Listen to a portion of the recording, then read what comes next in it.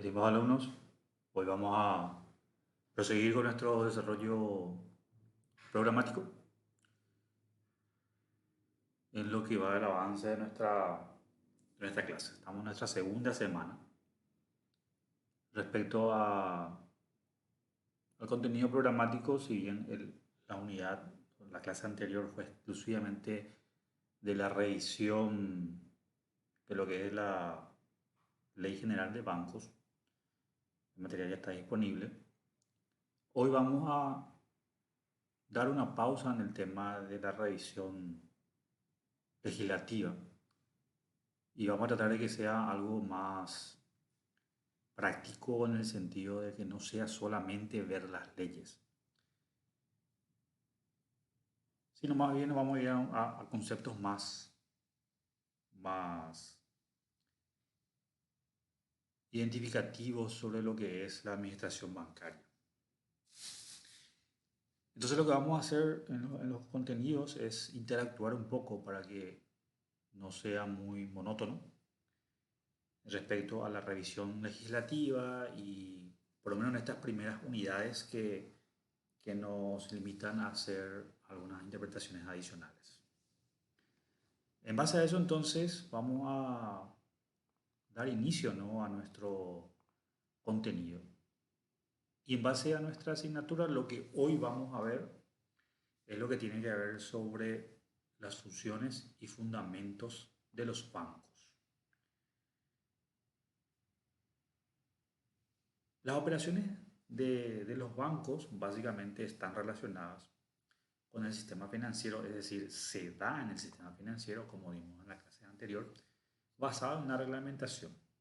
Esa reglamentación es la que rige todas las operaciones financieras y todo lo que debe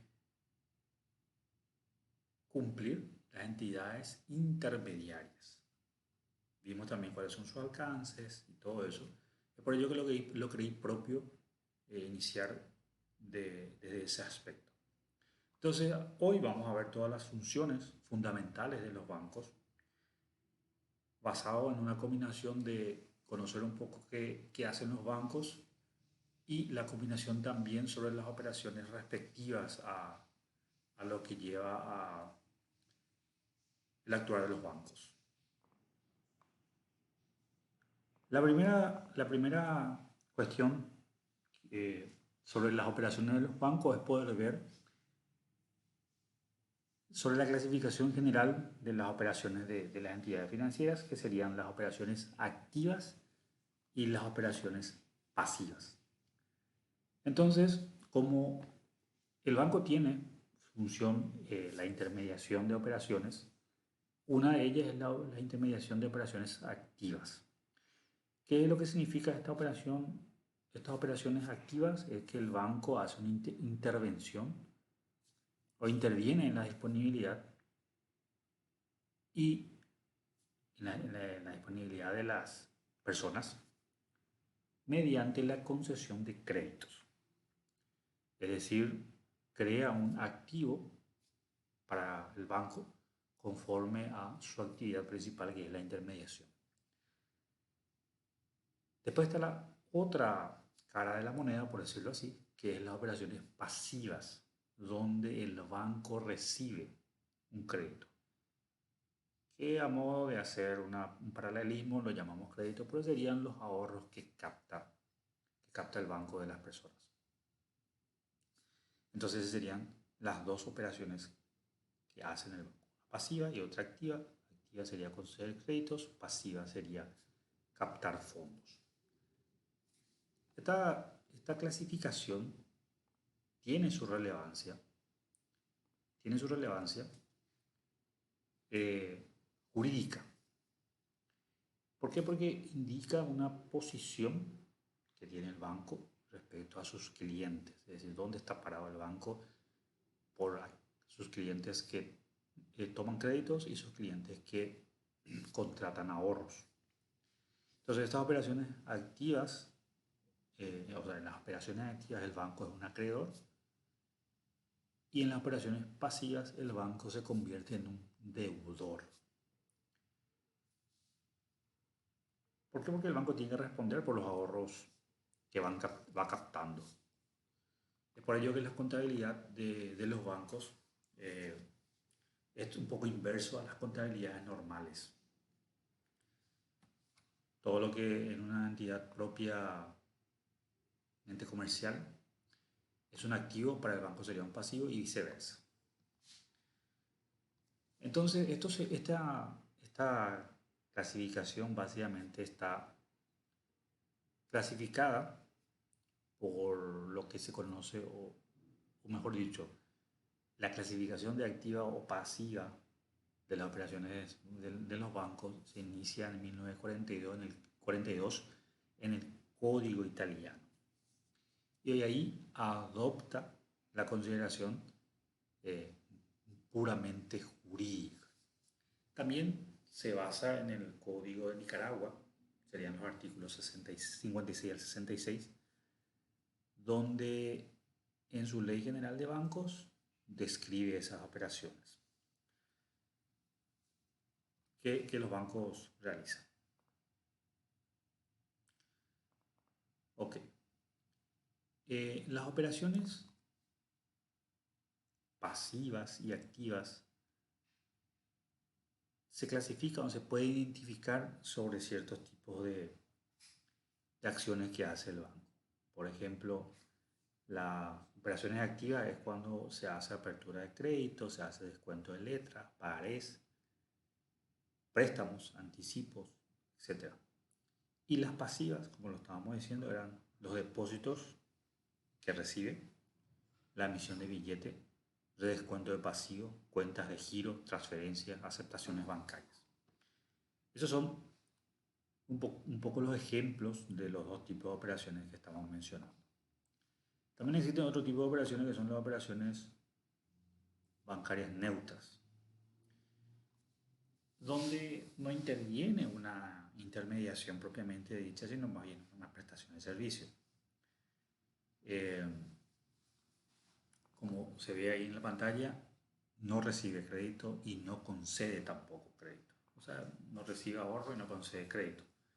¿Cuáles son estas operaciones? Y las operaciones serían, por ejemplo, el cambio de moneda, sería operación de divisas, los depósitos en custodia y el servicio de la caja de seguridad y en general las operaciones de mediación, donde prestan servicios. Luego serían las operaciones neutras. Luego tenemos las operaciones, negocios y contratos bancarios. El banco, básicamente, al empezar su actividad, al realizar su actividad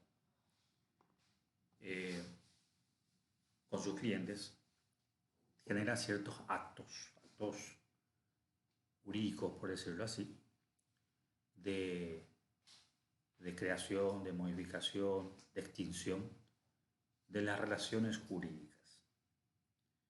Entonces, el cliente va a contratar o va a hacer un contrato de derecho y este acto va a derivar a un acuerdo de voluntades que puede modificar la relación jurídica o no en un contrato propiamente dicho.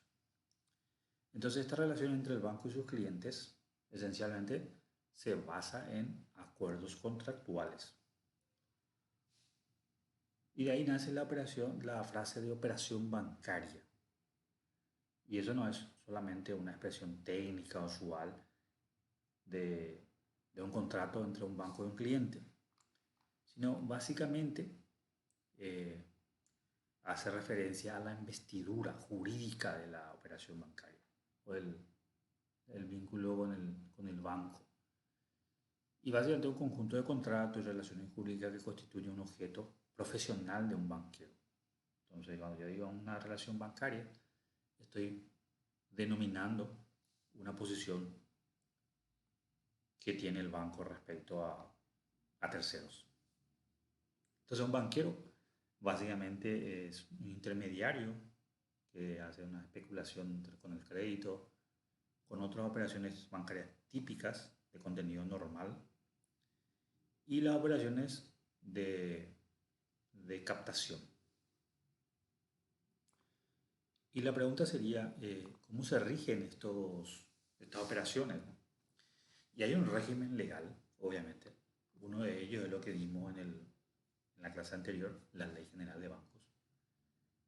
Pero todo el proceso anterior a la Ley General de Bancos se basaba en un código de comercio un poco viejo de Paraguay, donde básicamente no se regulaba el contrato bancario, porque no había tanto avance en ese sentido. Luego se empieza a hacer el nuevo código civil y se regula ya los contratos bancarios, o sea, está tipificado en el Código Civil. ¿Y dónde está tipificado? En el artículo, perdón, en el título 2 del libro 3 del Código Civil. Entonces allí se aplican leyes especiales, estatutos, reglamentos, usos, costumbres, ¿no? Y condiciones mercantiles generales para las operaciones bancarias. En las operaciones bancarias también existen lo que se conoce como usos y costumbres. Entonces, como en todo ámbito, existe una cuestión consuetudinaria. Y los usos y costumbres no es algo secundario en lo que se basa el derecho o la norma subsidiaria. En la práctica bancaria, obviamente, constituye una costumbre, lo que se conoce como el Praeterlegem o práctica legal, donde creando normas que se imponen en la contratación bancaria se hace de carácter masivo. Entonces gran parte de las compras, ventas internacionales se realiza mediante créditos documentarios. Es decir, eso ya es una costumbre y se rige por usos y prácticas reconocidas. Es decir, se acostumbra a poner esto, se acostumbra a poner un capítulo de esto y se convierte en un uso y costumbre. Es muy común escuchar eso. Pero a la vez, eso también a veces está adoctrinado, es decir, la doctrina clásica atribuye a los usos y costumbres una función meramente interpretativa y el cometido básicamente es llenar de una forma legal lo que puede haber como una especie de vacíos, donde no tiene tanta fuerza en la contratación bancaria. Entonces el uso va adquiriendo un valor especial en la interpretación de los contratos comerciales y hace mucho más llevadera todo lo que es el proceso de aplicación de las operaciones bancarias. Luego están las reglas y los usos internacionales. Y esto parece muy sencillo observarlo, pero en la mayoría de los países hay un reglamento en materia de bancarias sobre sus usos, y esos usos pueden ser a nivel local, cuando se utiliza dentro del territorio de un país, y este mismo se puede convertir en usos internacionales cuando ya se extiende a más países respecto al país de origen. Y siempre que el derecho comercial se convierta en consuetudinario, el derecho se va a regir también por leyes escritas. Entonces de allí cada vez más países van reglamentando sus instituciones comerciales, bancarias, a modo de que no sea solamente una práctica común. Entonces para tener la seguridad de las transacciones se generan leyes que eso cree transparencia, cree seguridad. Y en lo comercial, sancionar leyes que, vamos a decir, fortalezcan los usos y las reglas comerciales. ¿Cuáles son estas reglas? Y estamos hablando, por ejemplo, de las normas de Basilea, el BIS, el Basel Committee on Banking Supervision, que sería el Comité de Basilea o el Comité de Supervisión Bancaria de Basilea, que es una organización mundial que reúne a todas las autoridades de supervisión bancaria cuya función básicamente es fortalecer el sistema bancario.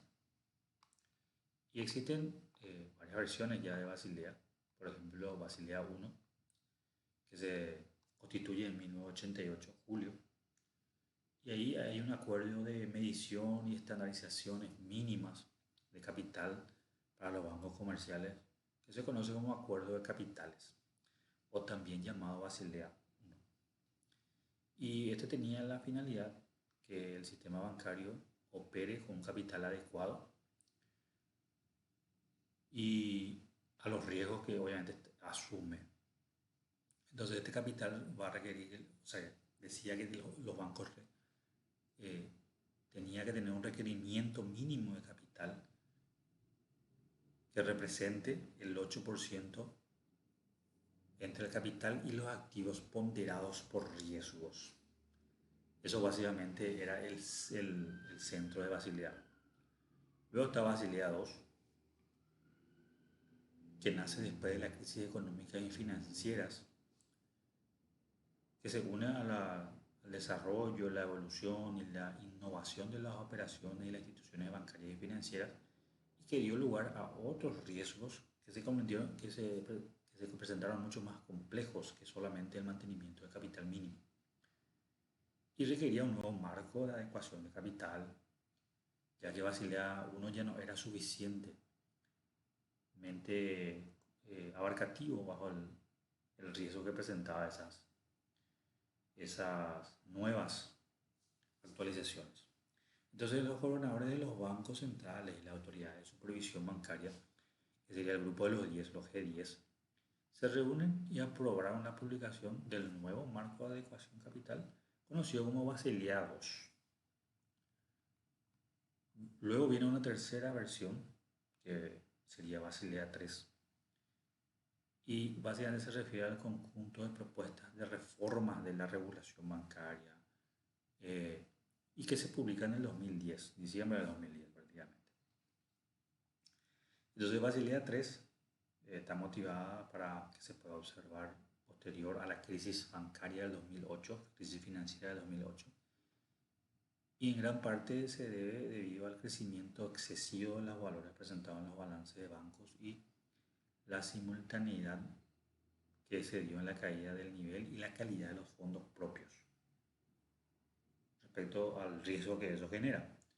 Y las instituciones básicamente no contaban con reservas suficientes para hacer frente a esa necesidad o a esa crisis de liquidez. Entonces, después del 2008, la crisis de 2008, se genera Basilea III. Eso básicamente sería la reglamentación general internacional de los bancos. Veamos un poco ahora lo que son los contratos bancarios, cuáles son las características que tienen los contratos bancarios. Y los contratos bancarios primeramente tienen un contrato de masas concluidos. ¿Qué significa eso? Que de forma sistemática tiene un criterio de seguridad, y este concepto da a todas las operaciones que se encuentran ligadas y encadenadas a una serie de indeterminadas reglamentaciones, o sea, están todos ligadas las reglamentaciones. CEPRELAD, por decirlo así, Ley General de Bancos, liquidez, cobertura de capital mínimo, carácter del cliente, revisión de antecedentes del cliente, etc. O sea, es decir, hay una concatenación entre todo lo que debe cumplir el banco. La otra característica son contratos tipos, es decir, y eso se debe si uno hace una operación general. Casi todos los bancos tienen el mismo tipo de contrato para ciertas operaciones, o ya están estandarizados. En los contratos bancarios siempre, o se ve por lo menos, la existencia del derecho público y del derecho privado. ¿Por qué eso? Porque están las reglas del BCP, que es una entidad pública, y están las propias reglas comerciales, como lo vimos del Código Civil, que son derechos privados. Entonces interactúan. Son contratos de crédito. Obviamente está ligado a obligaciones de dinero.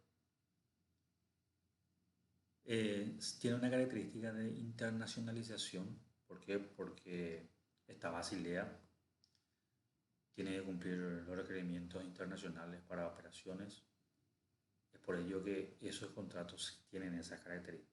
Están personalizados, cada uno tiene también ciertas cosas que le identifican a los bancos.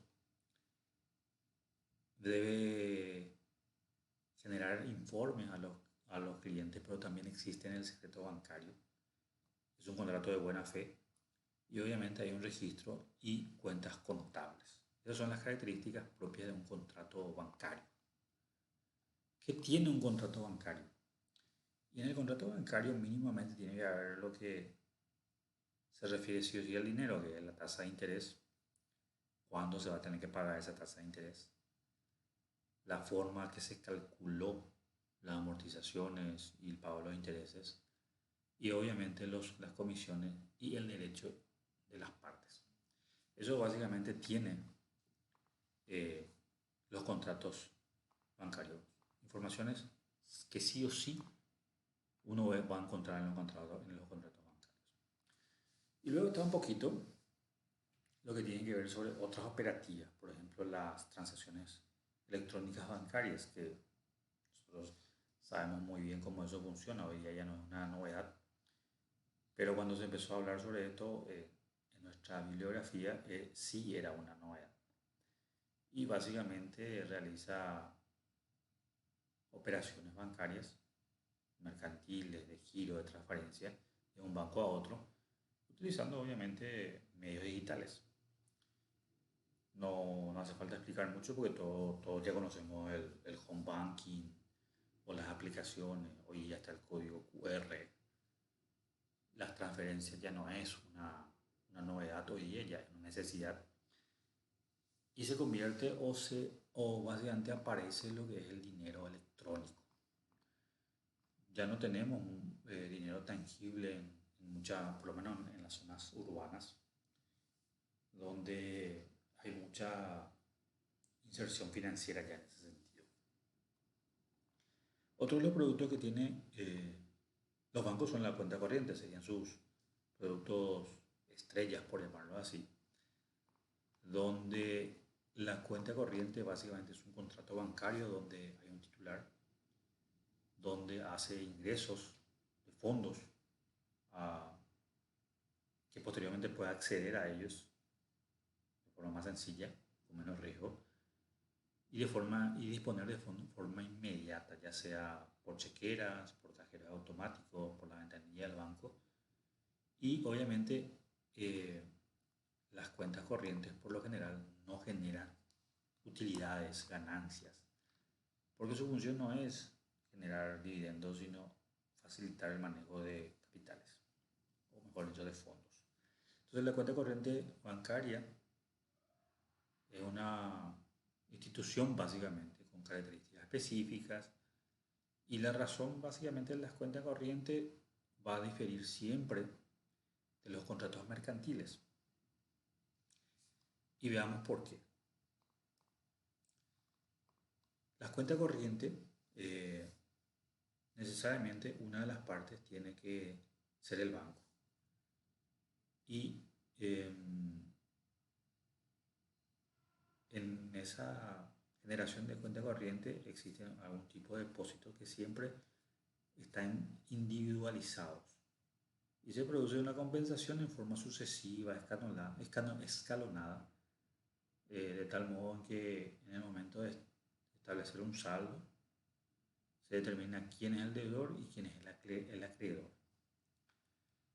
La diferencia entre la cuenta mercantil, la remesa o el fondo, pierde esa individualización durante el proceso. Entonces no hay un acreedor o un deudor, sino solo débito, crédito. Y quien termina la operación definitiva puede establecer el saldo. Entonces en una cuenta corriente bancaria basta con que la cuenta sea abierta para los bancos y se genera ya el registro, ya que no hay realidad, no hay remesas recíprocas y simplemente el cliente se limita a verificar sus saldos y extraer fondos. En la cuenta mercantil, sin embargo, por lo menos teóricamente, existen dos juegos de libros, o sea, dos registros, donde se representa la cuenta de cada una de los cuentas correntistas. Entonces, en la cuenta corriente bancaria, el cliente puede disponer de cualquier momento su dinero. Y en la cuenta mercantil hay una indisponibilidad de los créditos hasta que llegue un momento de cierre. Y allí se da los asientos, por decirlo así, y se puede reclamar separadamente el pago de esos saldos. La otra cosa que también hay que ver en la cuenta corriente bancaria, que todos los montos y saldos son embargables. Entonces, esos montos pueden constituir el pago. En cambio, que la cuenta corriente mercantil no puede hacer efectiva mediante seguridad contra las remesas, sino que el saldo del cierre de la cuenta puede constituir algo más que solamente fondos, sino pagos a través de sesiones o solamente lo que se autorice. Y eso está arreglado en el Código Civil, el artículo 1400. Entonces, la principal diferencia entre estos dos es que en la cuenta corriente hay movimiento de dinero y en la cuenta, y se identifica muy bien quiénes son los deudores y acreedores. En la cuenta mercantil hay un proceso más largo. Y una vez que se dé recién el cierre, ahí recién sabemos los saldos verdaderos. Esa es la principal diferencia. Veamos qué sucede con la legislación paraguaya. Y conforme a la legislación paraguaya, dice cómo se tiene que abrir una cuenta corriente. Y básicamente alguien tiene que solicitar, el banco tiene que aprobar, tiene que haber un contrato. Se genera obviamente el alta de la cuenta corriente, o sea, sistemática o documentariamente, y ahí recién existe una relación jurídica. ¿Quiénes pueden hacer eso? Una persona jurídica, una persona física. Puede haber personas jurídicas o física jurídica que deben cumplir ciertas características para poder abrir una cuenta corriente. Mayor de edad, tener capacidad para realizar transacciones. Los menores podrían hacerlo, sí, pero tienen que estar autorizados. Emancipados también puede ser. Tiene que haber un régimen patrimonial. Todo eso tiene que basarse para poder abrir una cuenta corriente. Las personas jurídicas, la sociedad anónima, tienen que presentar sus estatutos, su constancia de inscripción al registro público, acta de asamblea, directorio. Las sociedades colectivas también tienen que presentar todas las documentaciones. Las sociedades generales, básicamente también, tienen que presentar su balance también. En todas las sociedades eso funciona así. Eso básicamente en resumen sería lo que la legislación paraguaya menciona para la apertura de una cuenta corriente. Esa cuenta corriente también no solamente puede estar a nombre de una persona o a más de una persona, dos personas por ejemplo, lo que se conoce como cuenta corriente conjunta, recíproca o indistinta. Y allí, por ejemplo, se abre a nombre de varias personas, físicas y jurídicas, con la facultad de que éstas puedan realizar operaciones. Eso está todo en el Código Civil. La cuenta bancaria también puede tener bajo un seudónimo, nombre de fantasía, famoso. Yo creo mi IVA y le pongo mi nombre de fantasía. Se puede crear el nombre de eso. Pero el banco obviamente se va a asegurar que la denominación postiza sea utilizada correctamente por una persona que realmente existe.